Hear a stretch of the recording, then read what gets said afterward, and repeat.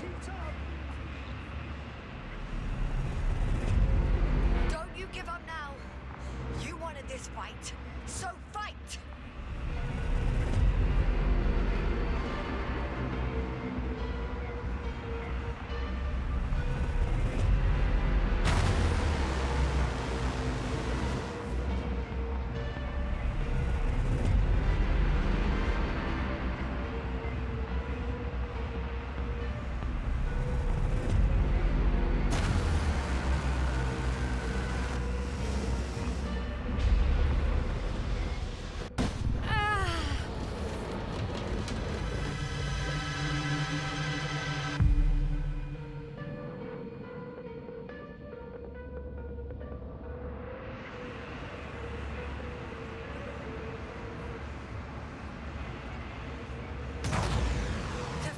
Shrinking. Do something about it, will you? Renitra, are you there? What's going on with you? Fuck.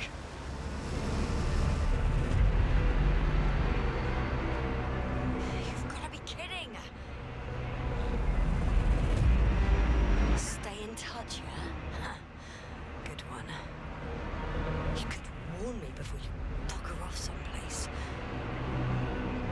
Where are you?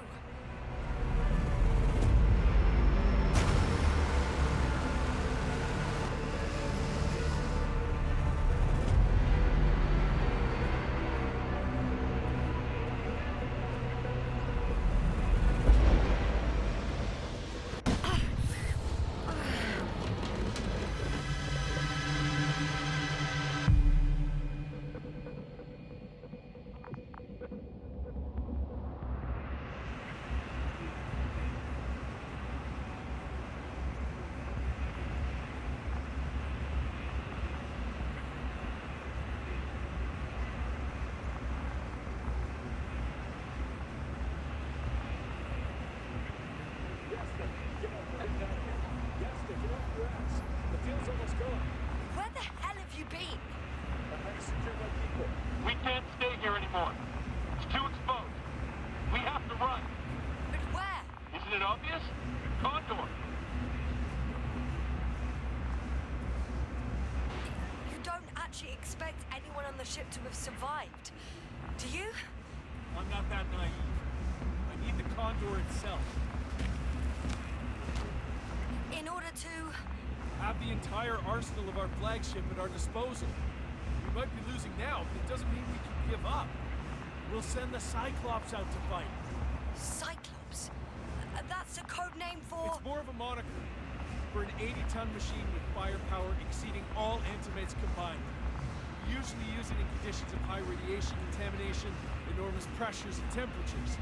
Due to the interference of the force field, it floats several feet above the ground, so it doesn't depend on the surface. In addition to the Dirac force field, it has an antimatter spherical blaster. Well, I hope you're right, because I've heard about your power more than once. And all I see is one defeat after another. In this case, Yasna, it's not just empty boasting. Sending the Cyclops somewhere is like giving the task to the devil himself. Look, I'm giving you a simple choice, Yasna. Are you going or not? Go where there could be water, medicine, resources, or stay here to die. Wow, such a hard choice. I hope I won't regret it. Too bad you didn't mention earlier that you had a working saucer. We could fly to Condor right away, or even into orbit. Working is a big word. It's just a tin can with a couple of sputtering engines. Controlling it technically doesn't work. Somehow it does not surprise me. Let's fly. Just a minute. I'm waiting for the force field to shut down, which should be soon.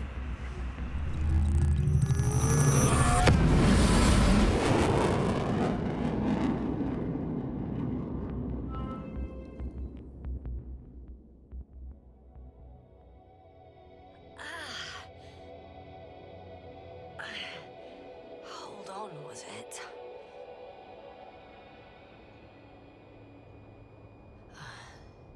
He's not here. Rehitra, he took his men to the ship. They're inside now. He had rather a hard landing. How do you know all this? Well, I heard him talking to them. To you. Didn't he notice I wasn't responding? Yes, he did. He said he'd be back. If he expected me to wait here, he's sorely mistaken.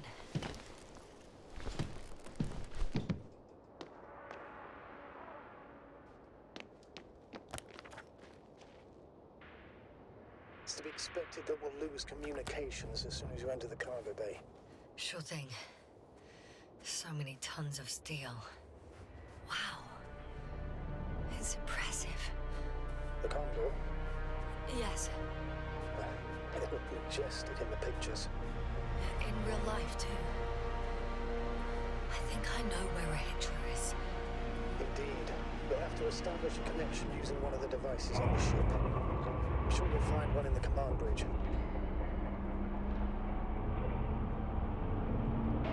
I'll find that radio. No worries. So that's their marvel of military technology. Rehitra wastes no time. Is it attacking already? For now, he's only released the Cyclops, as they call it. The hell is he thinking? It's floating majestically, 3 meters above the ground. Ah. What does it look like? Must admit that I haven't seen any pictures of the Cyclops. The Alliance tried to keep its existence a secret. For a machine of destruction. Quite inconspicuous, I'd say. Sort of like a massive, heavily armed spinning top. Spinning top? Ah, that's unexpected. If only we could get hold of its blueprints. This is hardly the time, Astrogator. Yes. Another time. Now you need to focus on finding Rehitra. Suppress his warlike tendencies.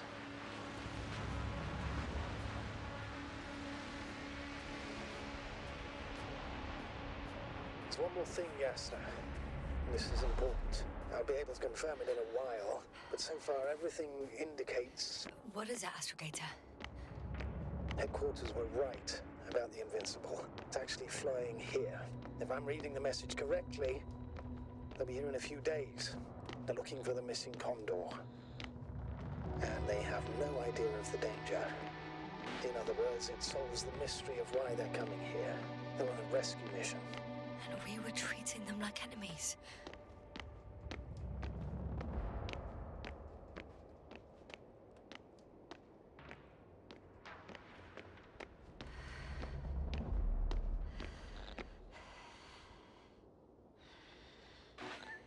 I'm in the cargo hold.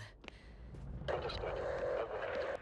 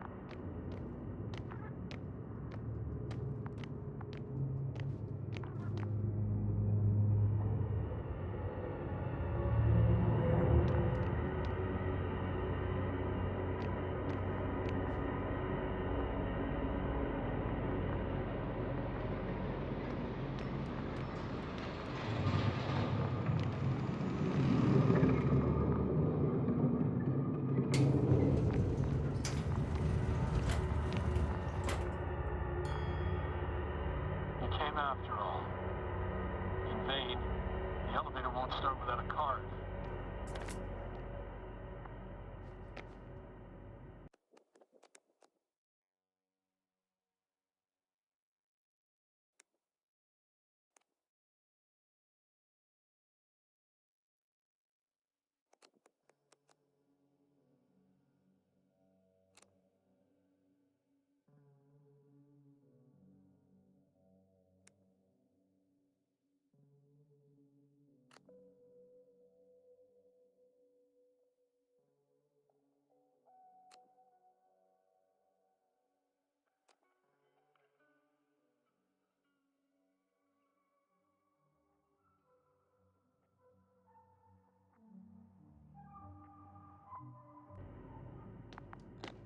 can't give you mine, so... Hey, are you sure you can't help me somehow? What are you muttering? I can't hear you clearly. Rahitra, come on, don't be silly. Over and out. Rahitra. Ugh.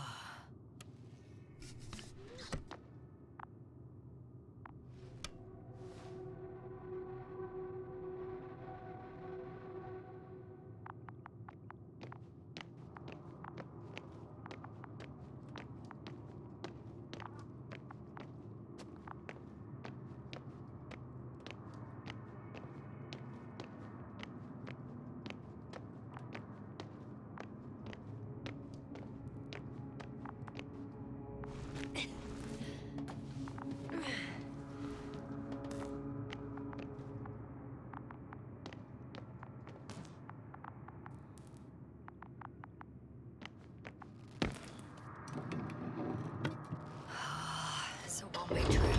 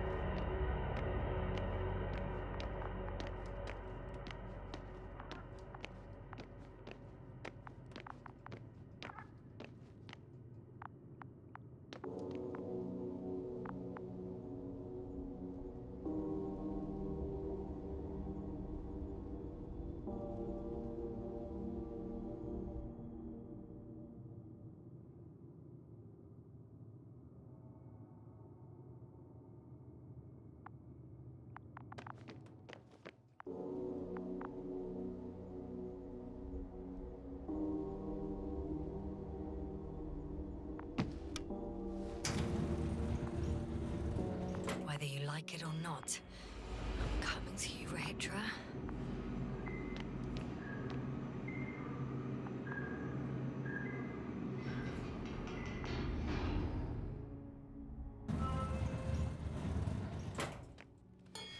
Okay. Not quite at the bridge yet, but I'm getting closer. Much closer, Rahitra.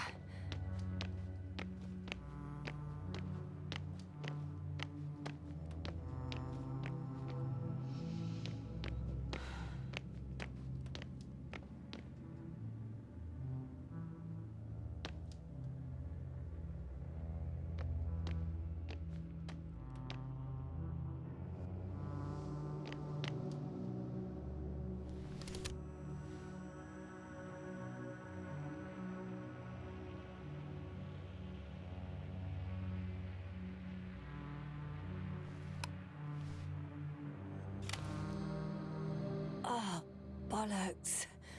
What is with all these security measures? Maybe I should ask him. Rahitra? How did you get to the upper deck? The usual way? With a little help from an industrial lift. A lift? Usually we use access cards.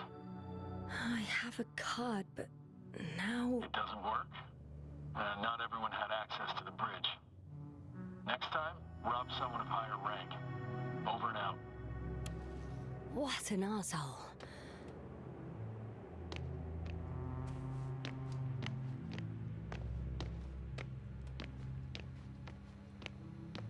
It must be the medical wing. Surprisingly, everything's still running. Was Regis here? Ah, bingo. This one should do the trick. I just hope I can make it before Regis attacks with that bloody Cyclops. If he hasn't already.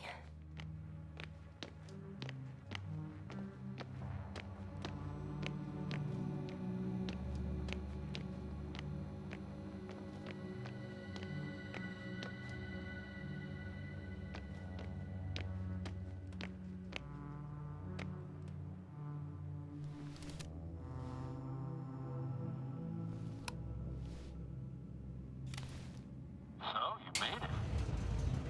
Quicker than I thought. Let me invite you to the bridge, I suppose. Were you deliberately trying to slow me down? I didn't design these elevators, if that's what you're asking. No, that's not it. You can clearly control them, but... never mind.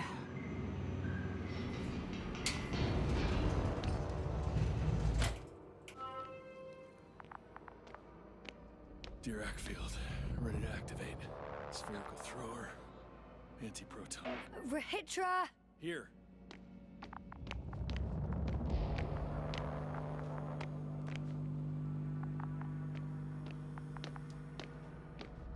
Now that you're here, why don't you help me?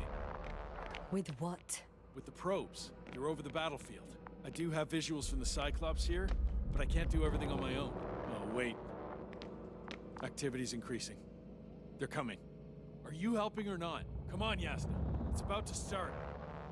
I can't wait any longer. But why, Regis? What for?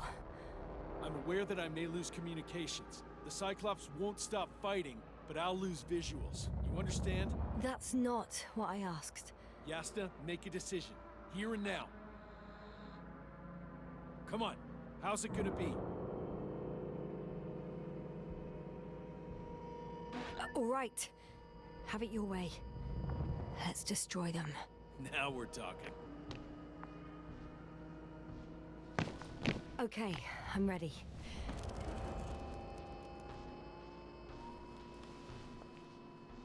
What am I looking at?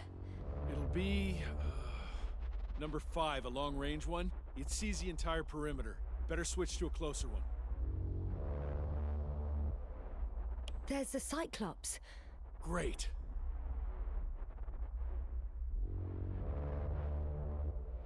Force field activation. I confirm. Field active. The cloud's within reach. I'm shooting.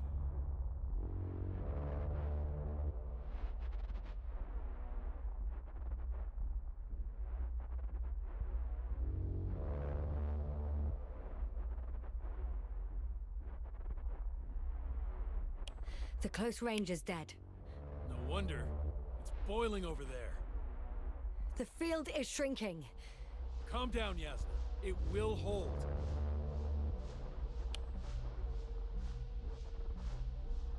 Whoa! Oh, beautiful. It's not a machine, it's the devil himself. I'm telling you.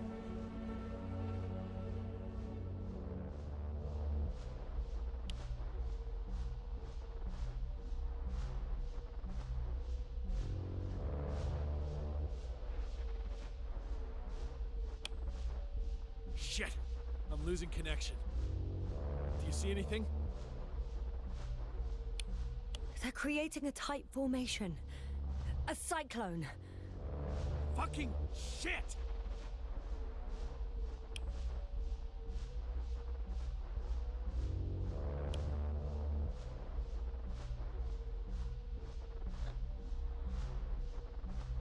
That can't be good, right?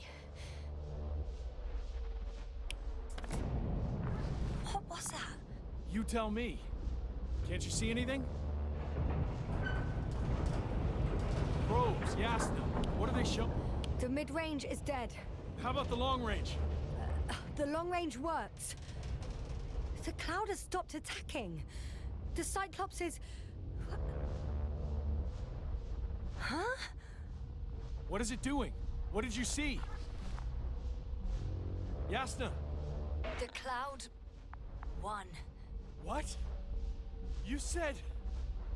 Don't count on the Cyclops anymore. The circuits must have gone haywire. It shot down the probes. Now it's probably operating with a new goal. Like all those machines earlier. I don't understand. How? This is pure madness. Hey, at least we still have the Invincible. Don't mock me. I'm not mocking you, Rahitra. They really are flying here. They'll be here in about... Just hold on for a moment. I'll find out.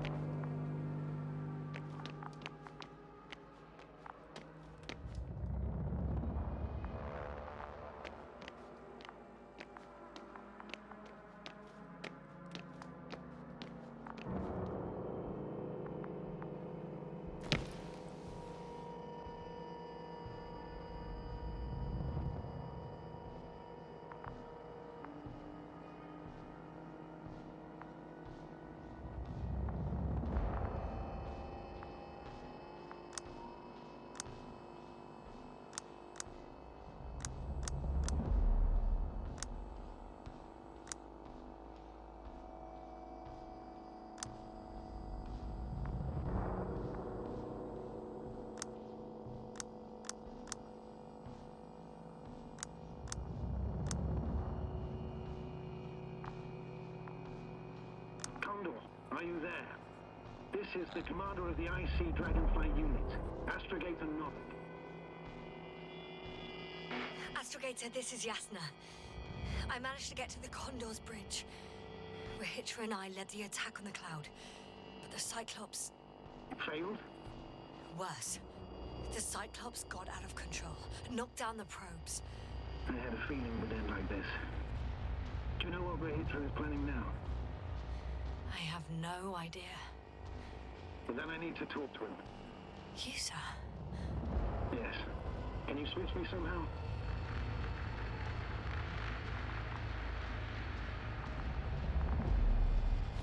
Okay. I'm switching you to the bridge. He should be able to hear you now. Done. Please talk. Hello, Condor. This is Astrogator Novik, commander of the IC Dragonfly ship. I repeat, this is Astrogator Novik to the crew of the USCA Condor cruiser. Please come in. Could you stop with all these? Rahitra, Engineer Rahitra. Among our crew, I'm the last man standing, so to speak, which I guess makes me commander. Who would have thought? In that case, I'm making an official request to join our forces, to prevent the danger that threatens both sides. Oh, enough, Novik. That's enough. I agree, officially, and all that jazz. We're already taking steps to eliminate the threat. I'd even say that your crew is working on it pretty damn actively. We stopped playing defense and took the fight to them. The cloud suffered significant losses. As a counterattack, though, it disrupted our communications. That's why we need to change tactics. To be honest, I don't see how changing tactics in this situation would make any difference? I strongly disagree, Novik. All it takes is the right tool. Meaning what exactly? Let me remind you that we're dealing with a dispersed entity whose technological prowess is still unknown. And it has so far destabilized every machine sent its way. Even the most specialized ones. That's why I'll keep it simple this time. No electro brains, no memory, only pure energy. You still have... What? A nuclear weapon? Seriously? Damn right. I won't leave all this unresolved. How many warheads do you have? 54. From 30 kilos to 100 megatons. Oh. That's quite an arsenal. Over the top, I'd say. We really do have enough power. That's an understatement, Doctor. An amount of energy could rip the planet to pieces. I'm not an idiot. I won't send everything at once. I'm preparing 8 smaller warheads to start with. And then? We'll see. Are you sure this is a good idea, Rahitra? Listen, Yasna, I know how it must look to you. A hot-headed guy from the Alliance who wants to use nukes. But put yourself in my shoes. I have 24 hours tops of complete situational awareness. I'm taking action here and now based on my best judgment. I don't know what will happen later. Where will I wake up? In what condition? So I'm going to avenge my people before that happens and ensure the safety of those who survived. They all deserve better than this. I know you understand. You're like me. You would do anything for your crew. I understand, yes. Although it's hard to talk about revenge here. We are dealing with creations of necro-evolution. Dead evolution. Or probably non-sentient ones. Taking revenge on the cloud is like... Whipping the ocean for sinking a ship?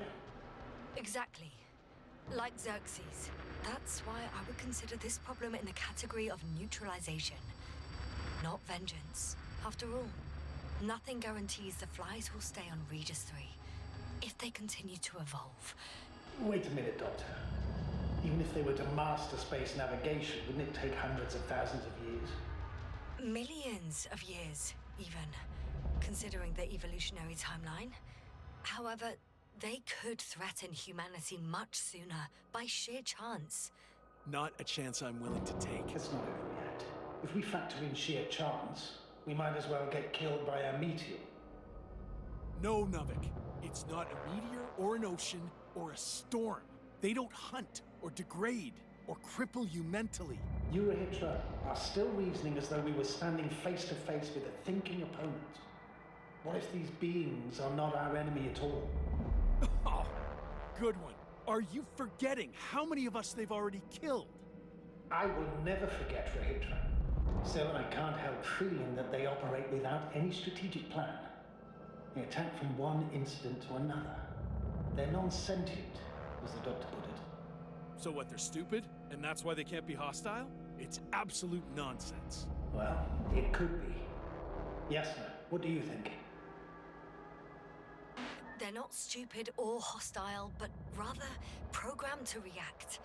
To radio waves, to brain waves. How?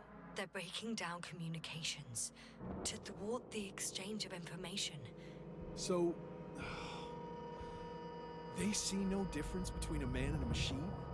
They take our brains for transmitters. That's why they're attacking us? Exactly.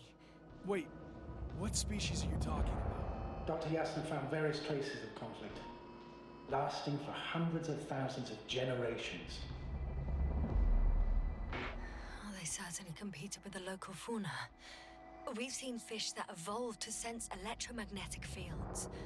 And underground, I found fossils of lizard-like reptiles. Some of them must have been predatory. Well, I find it hard to believe that any prehistoric reptiles would possess our level of technology, not to mention an arsenal. They wouldn't have. But there were other machines here as well. Other machines? I don't buy it. It's like some robot fables. No, Rachel, these are no fables. We have gathered evidence for all this. How did these machines even get here? Who built them? Our cyberneticist had a hypothesis before he lost consciousness. about the Lyrans. Yes, that one. Lyrans. It does ring a bell. Wasn't there a book about them? The Cranian's monograph. According to his notes, before the explosion of Zeta Lyra, the sixth planet of the system was inhabited by intelligent beings. Let's say their scout ship landed here and that a disaster occurred. Some kind of reactor explosion, chain reaction. Suffice to say, the wreckage that landed on Regis III had no living beings on board. Only the machine survived. And then what? They started bashing in each other's tin heads? Doesn't make much sense to me. Machines don't have emotions. They don't argue. First things first. Millions of years ago, some highly advanced race sent machines to Regis III. And these were specialized homeostatic mechanisms, left with no one to command them. As an engineer, you know well how it is. A robot does what it needs to do, whether it serves someone or not. At first, they probably just repaired themselves, or built a home for their dead masters. Until something forced them to change. Exactly. Certain types of predator eat anything that moves. So I'm betting they were attacked by local fauna. The key was that these machines had the ability to produce others as needed. To combat, say, flying reptiles, they started producing flying machines. That still doesn't explain why they started fighting among themselves. Since they already defeated the living organisms, why keep producing themselves? It makes no sense. What's a guiding principle of a homeostat? I don't... That was a rhetorical question. It's all about survival in changing conditions, even the harshest ones. Further forms of necroevolution were no longer threatened by the local fauna, but they had to find sources of energy and materials from which they could produce replacement parts and offspring. Originally, their descendants were undoubtedly powered by radiant radiation. But on Regis, there are no radioactive elements at all. Sounds familiar. When the energy runs out, you have to wheel and deal. Yes, the default source wasn't available anywhere. So they had to look for an alternative. There was a severe energy crisis and a conflict among the machines. Simply put, they fought to survive. Exist. That's what evolution is all about. About selection. Wait, Doctor. We've established that these beings are mindless. Shouldn't the organisms with the most developed nervous systems win the game of evolution? In this case, instead of a nervous system, there was some kind of electrical one, but the principle remains the same. Not exactly, sir. The most advanced of the mechanisms that landed here derived energy from their own radioactive resources. Simpler devices such as small repair systems could have had solar panels. And in that case, would have had a significant advantage over the others. But the other ones could defend themselves. They could attack. With atomic power. Yes, that's possible. But I see it differently. In necroevolution, the most successful beings were those that excelled in miniaturization above all else. Also, the sedentary creations. The former gave rise to the cloud, which the flies form when necessary, in pursuit of a common interest. Meanwhile, the sedentary ones gave rise to a peculiar species of metallic vegetation. Those structures formed the city. So, it's still functional? No. For some reason, the city lost the fight for survival. And now, there are only rusting remains. Only one form survived. The microbots that conquered the land on Regis III. So, these flies just adapted best? To the conditions of this planet. Yes, that's how it works. So, to summarize, some alien race sent advanced robots to Regis III. Local dinosaur-like monsters tried to eat them, so the robots produced other robots, which produced more and more robots, until they fell victim to their own overproduction. After a number of iterations and wars for resources, they spat out a murderous cloud, which took over the planet. Indeed. To put it simply. For me, the matter is perfectly clear. It makes no sense to bomb these creatures. I'll even say it's a greater danger to us than to them. But how else do you imagine defeating the cloud? Well, that's the thing. I don't. It's invincible. Yasna, do you agree? Well,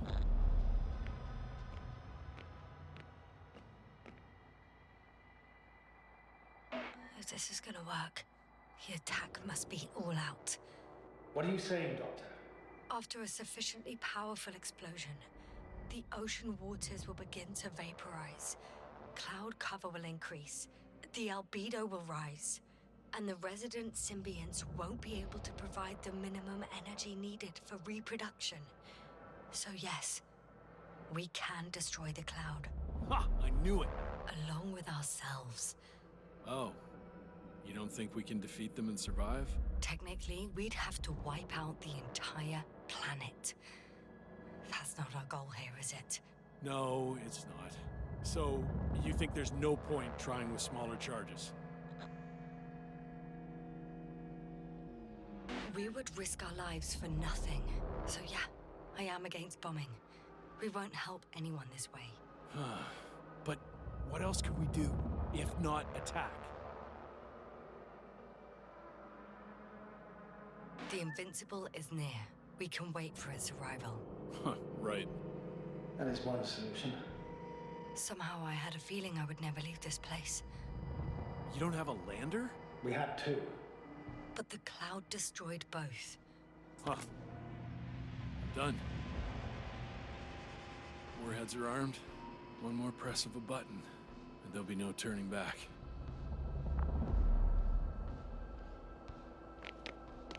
I can't.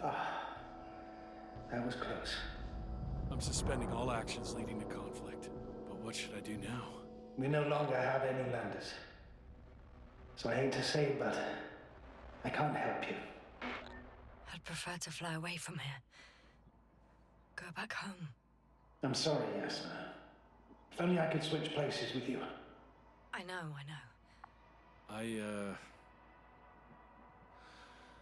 Need to check on my people. Good talk, Navik. Likewise, Rahitra. Join me whenever you can. No rush. Yeah, thanks. So, he's gone. Doctor. Yasna, it was truly an honor. I'm having a hard time finding the right words. I have one last request. I'm listening. I'd like Koval and Crowther to remember me, even just from your stories. Of course. I'll let everyone know what you did for them.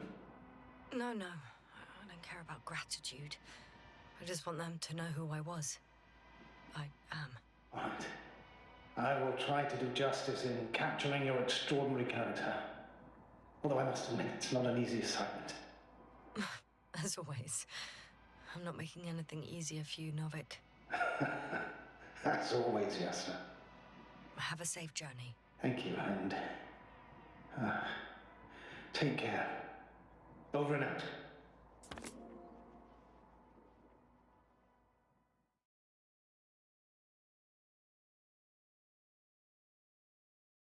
Are you sure? Yeah. You look... Like shit. I know. really tired. That's what I meant to say. Because you're trying to be polite. The undeniable truth is, I look and feel like shit. Will you close it for me? Of course.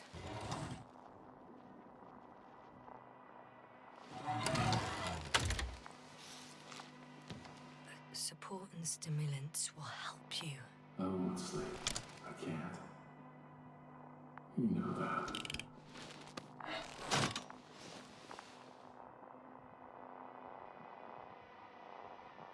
I have to endure somehow. It won't get to that. Because I'll tell you everything all over again. No, Yasna. I know me all too well. I won't believe the cloud can't be defeated. Or help you convince the Invincible's crew you're innocent. You'll end up in custody, and they'll just repeat our mistakes. It's a strange feeling. remaining conscious in the hibernator. You clearly haven't visited the infirmary often. This is a standard procedure for a long recovery. Will you take another look at Landor and Spluskas?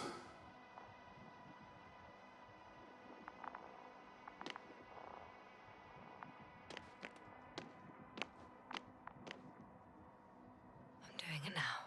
Don't worry. Thanks. But you're still wondering whether to go to the nest.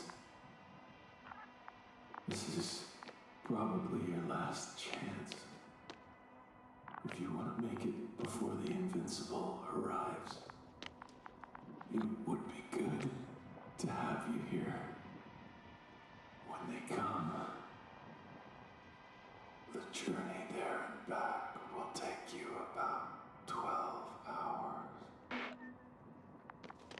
No, I'm not going. I know it's a unique opportunity to get closer to this phenomenon, and I might never get another chance. But I've thought about it a lot, and I'd rather stay here with you.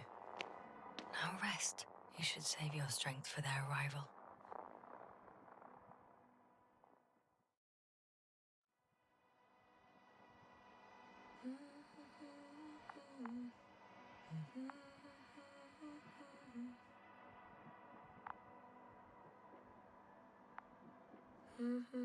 Too heavy has become.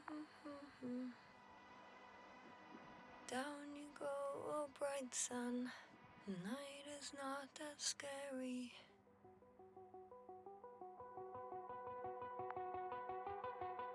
At last, they've arrived. Rahitra, do you hear? They're landing now.